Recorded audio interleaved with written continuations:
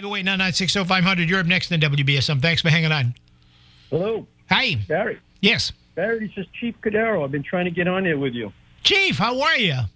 I was waiting to set up an appointment to have you on the program later this week with your press people, but I'm glad you got through. I would have had you go through the hotline, and we could have made it a lot easier for you. Yeah, we tried that, Barry. Melissa had sent you an email telling you that I was going to try to get on here today with you. Well, once I'm on the air, communication pretty much breaks down. So I understand, Chief, that you're on vacation somewhere, and that you've been on vacation actually for at least this week. Well, yeah, I'm never on vacation, unfortunately. But I mean, you're not in town. Were you here on Thursday of last week when all of this went down? Yes, I was there. You were there. Okay. So what I am upset about, Chief, there are two things. Number one, well, actually three things. Number one, since I've been here for about 5 years now, we have had this ongoing battle, and I understand it actually began before I got here. You and I have talked about this before. I've talked about it with the mayor before.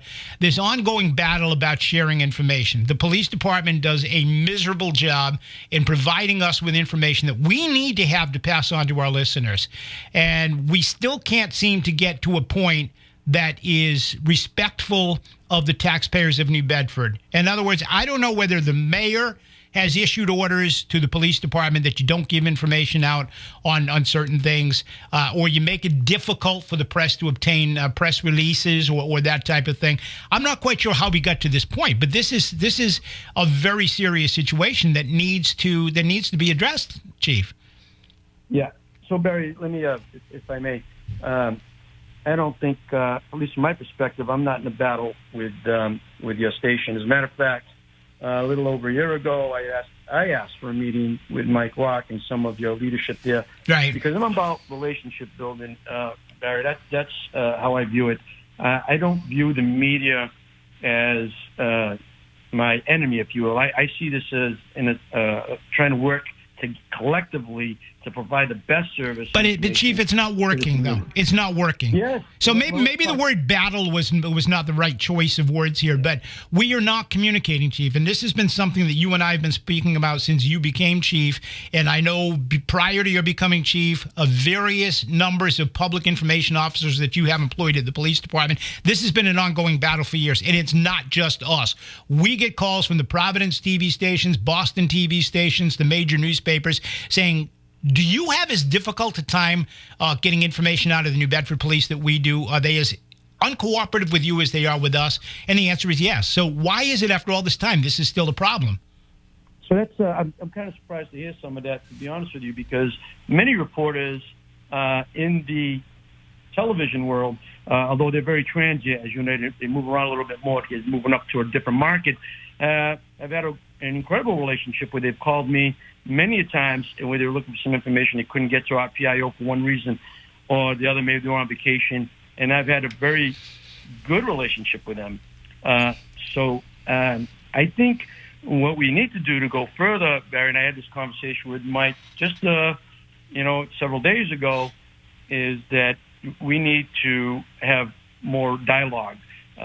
We need to build a relationship. I'd love to have coffee with you, Barry, either on the air and as well as off the air, because I think that's how it works. You start to build trust. You start to Chief, build... look, with all due Chief, with all due respect to you, I think you're a nice guy. I really do, and I think you're a good police chief, and I think you're doing a good job as police chief. It's not about having coffee. It's about when something in this city breaks, news-wise, that the public has a right to know about. The public, they pay the taxes. They pay the bills. They pay your salary. They pay the mayor's salary. The public has a right when a major news event that is affecting them breaks. They have a right to know about it. When you do not tell the public what's going on, you are violating a trust with the public. That is bad. The public knows this. They are seeing and they are hearing things. They're calling us. Why are we not hearing about this shooting?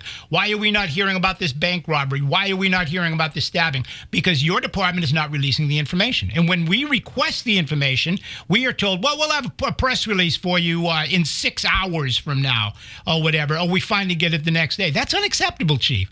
It is unacceptable to me, and it's unacceptable to the citizens and the people who call this radio program. Now, you may not like that, but that is the truth. On Thursday morning, when the New Bedford police found out that an armed man shot at a police officer's house, putting 8 rounds into that house, you should have come forward at that point with the mayor and told the citizens about that. That's a crowded public housing apartment with children all around the place. It is a danger. People live there in fear. And you didn't think it was important enough to come out and tell us that that happened? So, Barry, if I may, I heard you, and I hear you pretty loud and clear. When that investigation initiated, public safety is always at the top of my priorities. If I thought for a moment that by releasing that information was going to bring any additional safety, if there was any safety concerns to those folks in that neighborhood at that time, I would have put it out.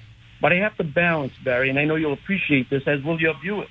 My primary is to keep everybody safe. My police officers, the community, and even officials from other agencies. There's more to this story than meets the eye. And I can't just come out with it and put it out there and put everybody else at jeopardy. Why can't you just come? This community is always at the forefront of my mind in keeping them safe. There was no advantage at that moment. We were in the heat of this investigation, trying to get as much intel as we can and track down the individual responsible and evidence. That was my first focus. Chief, tell that to the woman. Tell that to the woman in the next department over with 3 children that were. Chief, please tell that to the woman in the next department. No, you don't want to hear anything, right? This is the way this administration works. Tell that to the woman in the next department with 3 children who at 3 o'clock in the morning were all huddled in a corner because somebody just pumped 8 rounds into the next department. So tell them that you've got their security at heart. You need to come out and tell us in the community when somebody is out there with a gun. You know what else really is the officers did not even get notified. The rest of the police, you put a shift load of police out there, the day shift, if you will, on the streets without even telling these officers that this had happened until 3:43 in the afternoon. These cops didn't even know that there was a man out there with a gun who might be targeting them so that they could be aware. That is negligence, Chief. That's not true, Barry. Let me explain to you, if you allow me. That is not true. We've got involved with this. So the senior the officers that told me this are all liars. Then you're not going to let me talk. Well, no, you're telling me all these police officers are liars. Then. Well, are you going to let me? Go ahead. Absolutely. Go ahead. You've got the floor. I really appreciate that opportunity. So we get involved with this case at about 8:20 in the morning. We find out that shots have been fired early in the day when the officer goes home. We track the plate within a little over an hour. And about 9:30ish or so. And shortly thereafter, we put what we call a bolo out, a be on the lookout. That's every officer that's working on that shift or anybody that's got their radio on, that information went out. So everybody knew. And at 8:21 or 8:20ish, when we respond to that call, just about all the uniform officers in North End District on the day shift respond, as well as our detectives. So everybody there knew exactly what was going on. As the case starts to unravel and we get more information, we don't want to put bad intel even to our own people. Later on in the afternoon, the captain of the North End District puts out additional facts, and that's how we normally operate. So everybody that was working on that shift during the day knew exactly what was going on and what plate we were looking for. And then incidentally, a little over a couple hours later, we had that car in custody. So putting that plate out to the public would have done us no good except to jeopardize our investigation. So you've actually got a suspect in custody. I didn't say that. The vehicle was in custody. You had the car in custody. I'm sorry, yeah. I misunderstood. I thought you said a suspect in custody. No. Okay. Let me repeat. Around 8:20ish or so, that's when we go there. Just about, when a police officer is shot or a house, everybody shows up. Nearly all our uniformed cars in North End District were there with our detectives. So they already knew what was going on. Shortly after that, when we get the plate, we put a bolo out. Be on the lookout. Right. So everybody that was working knew exactly what we were looking for. And then about 2 hours or so later, we had the car in custody. The case is still unraveling. Right, you put a sir.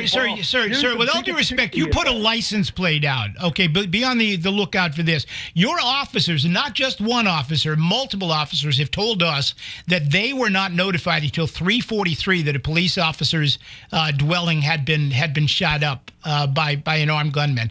This is what the police officers are telling us. That they were not notified of this. That they were on the street all day until 3:43 in the afternoon, when they received either an email or a text or whatever, however that's handled, informing them that this house had been shot up. Right, Barry. So this is how it. If you're on a paid detail and you got your radio on, you would have heard it. If you're in a cruiser, it comes on your MDT. It comes on your radio. That bolo went out. Everybody that's working would have got it. Anybody that was working had their radios on. So they were told that a police officer's house had been shot. We put information. We want to be as clear and concise with the information that we're putting out to our people when we have it, when it's as certain and as concrete as we have it. And this case is still unraveling, and it's not. There's multiple agencies involved. I can't get into all those details. And we don't expect you to. That's not the point of this, Chief. The point is when something happens in this city, especially when a housing project apartment is shot up with 8 bullets and it happens that a police officer lives there, the public has a right to know immediately that happened. Nobody's asking you to put out information that's going to jeopardize an investigation or jeopardize anybody's safety. The public has a right to know that this went down, and you and the administration continue, and this is just one example of many, many, many that I could sit here and list. You guys have a tendency to cover this stuff up every time. You refuse to go public. I've been doing this over 40 years, Chief. I know you've been a police officer for a long time, too. I have never seen such secrecy anywhere that I've worked. I've worked in Providence with Buddy Cianci, okay? There would be a press conference within an hour or two after this incident was first reported by the police officer when he returned home. This is what we got. This is what we can tell you. We'll brief you later. Now, why you guys don't feel that that's important or that you need to do that is beyond me. No, Barry, I rely on one of my pillars of philosophy is transparency with the police department and the community. And honestly, if I could take the peripheral walls out and have glass where you could see everything that goes on there, I'd absolutely open to that. But when it comes to our investigations, yes, I'm a little bit more conservative about what we're putting out until it's completely done. No kidding, and we understand that. We don't ask you for information about. We don't ask you for information about ongoing investigations. And if we ask you a question about something, and you say, "Look, I can't answer that right now because it's under investigation," we always respect that. We're all veterans here. Mary's been doing this for a lot of years. I've been doing this for a lot of years. We are professionals. We understand what's going on and what you can and cannot tell us.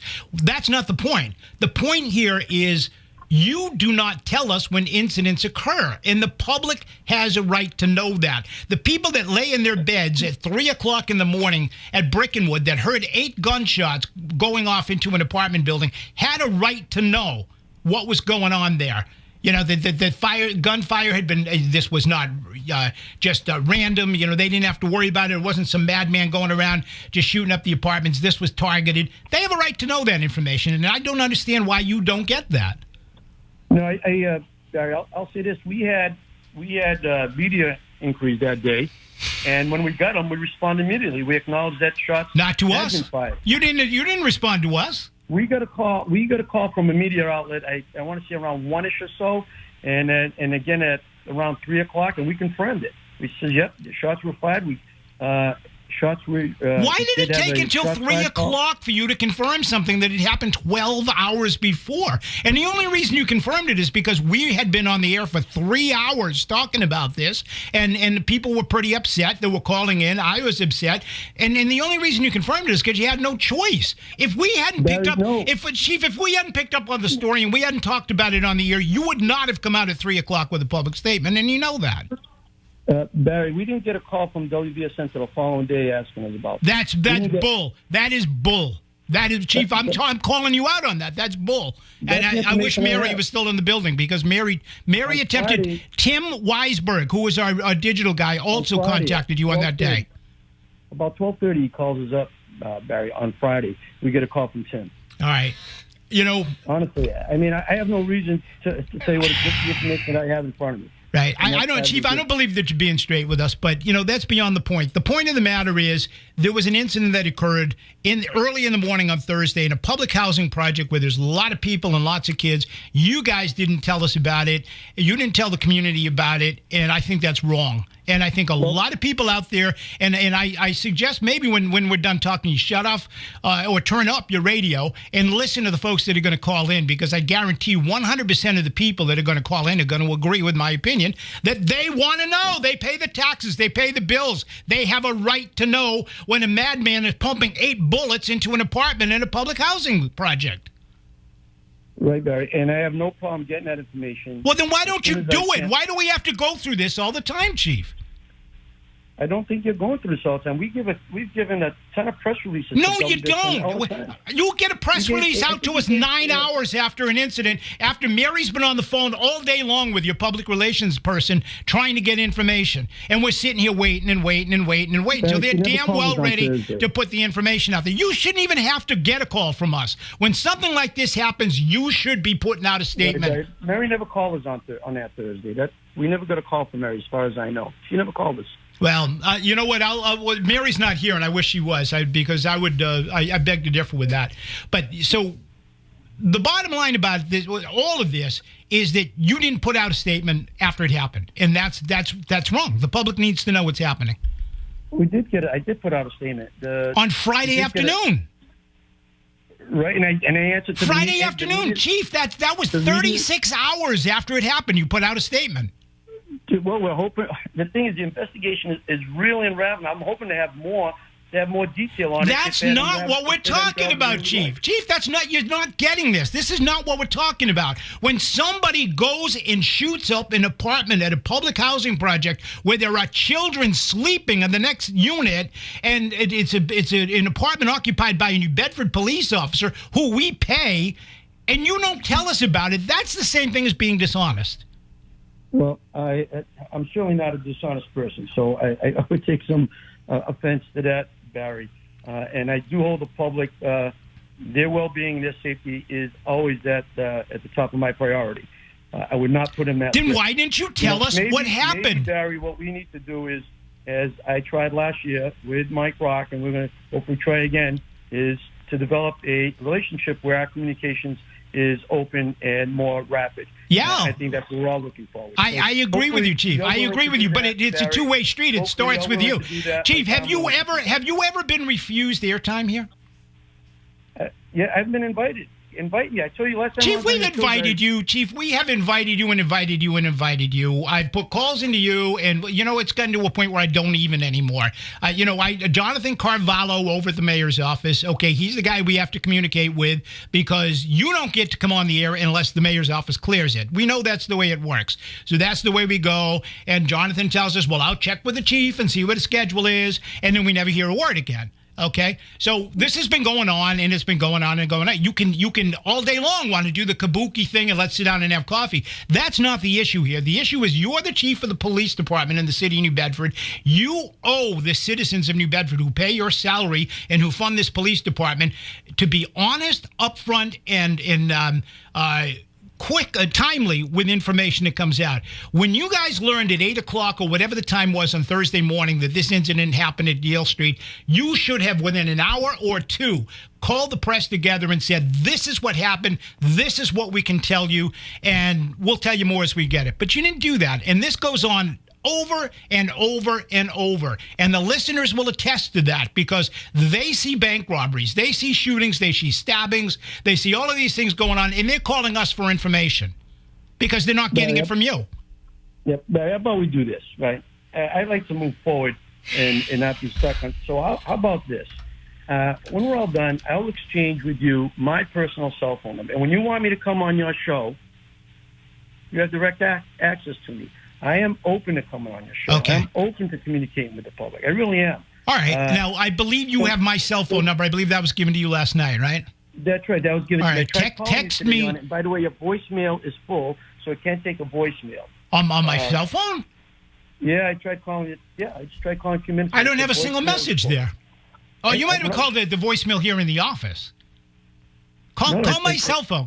Just leave a message on my cell phone. Text me over your number on my cell phone, which you have, and we will. And when so this is going to be your direct cell phone. So when something's going on, I'll be able to text you or call you and communicate with you about it. Yeah, and when you need me, when you want me to come on your show, and you want me to come and talk and communicate with the public, you'll have direct access to me, and then we can work on. You know what, Chief? That is awesome. That is a great first step forward. But look, okay. I don't want to be fighting with you, Chief, and I don't want to fight with anybody. All I want to do is be able to. We are licensed to this community, and part of our license requires us to inform the public when things are going on that affect them. And it is a very, very important part of our job to tell people when somebody's pumping 8 bullets into an apartment in public housing. It's our job under our license to do that, and we shouldn't have to be playing these kind of games. You guys need to let us know what's going on so that we can pass it on to the public. We understand there are restrictions on what you can tell us. We're not fools. We know this. We've been doing this for many years. All we need is the basic information. This happened at this time. We're looking for a suspect. Boom. You know what? If you put the license plate out, listeners might even be able to help you find that car. Who knows? Barry, I didn't want to put that plate out, and we had good reason why we didn't want to put that plate out. All right, great. And that's fine. I get it. It turns out we had that car seized and in our custody within a couple hours. That's understandable. If you say we've been at a disadvantage to us, Barry. But this is the beauty. I get you don't really want to talk about it. This is the beauty about when you have a strong relationship with a reporter, as I've had with many other reporters. When they call me, and we can go right off rec, and I can tell them, look, this is why I can't do it. And they say, Chief, I understand. All right, and we understand that too. Again, we've done this for a long time. But you know what? If you don't tell us, now we're out there digging around. Well, we know there was a shooting. We know it was a police officer's apartment. What can we get? Well, the chief's office won't return our calls. The mayor still won't come on the program. I guess he's going to come on tomorrow. It's been a week, almost a week tomorrow. It was 6 days since this happened. So we're grabbing out information that's being given to us. Police officers are contacting us, helping us to fill in the blanks where we can't get information. Citizens are telling us things. So sometimes we're going to get it wrong. If you guys come out right from the moment this happens and says, this is what happened off the record, we've got a license plate, but we can't tell you what it is or whatever, please don't report that part. Okay, we're going to respect that. We don't want to put the community at risk. We don't want to put you and your men at risk and women.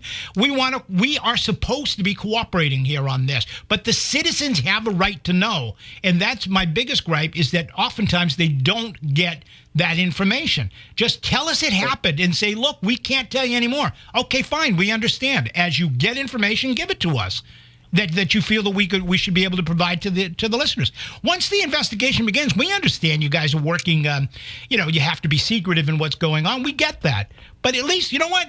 I don't know how many families live in that particular block at Brickenwood, but I'm sure there were a lot of folks that were petrified hearing those gunshots in the middle of the night and fearful of calling the police because they were afraid that maybe somebody might think they're tattletales and come and get them or retaliate them. You could have calmed a lot of nerves if you had come out first thing on Thursday morning and told the public this was targeted to this place over here. You have nothing to fear.